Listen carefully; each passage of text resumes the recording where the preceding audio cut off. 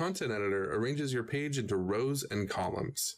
This is important for the responsive nature of your website, as columns can be stacked on each other vertically as screen size decreases. You can move rows by opening the row menu, then selecting up or down to move the row within the page. Click Add Row to add a new row. To vertically resize a row, move your mouse cursor between a row, then click and drag to resize the row. You can add a column to a row by opening the row menu, then selecting Add Column. You can add up to 4 columns per row. You can resize columns by moving your mouse cursor between them, then dragging to resize.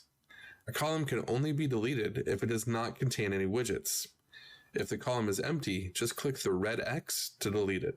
Widgets are placed inside columns and can be easily moved by dragging and dropping them into different columns or rows. To edit a widget, click to open the content editor to see content options specific to the widget you are editing. Click on the Design tab to see design options such as layout, background color, and spacing. Rows and columns also have a design editor similar to widgets.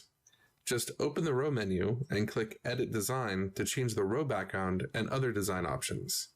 Right-click on a widget to open the context menu, where you can select additional options such as copy-paste, alignment, or to hide the widget by device.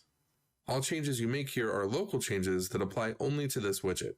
To change styles for multiple widgets at once, you'll want to edit the global design settings for your site. We'll cover this in the next lesson.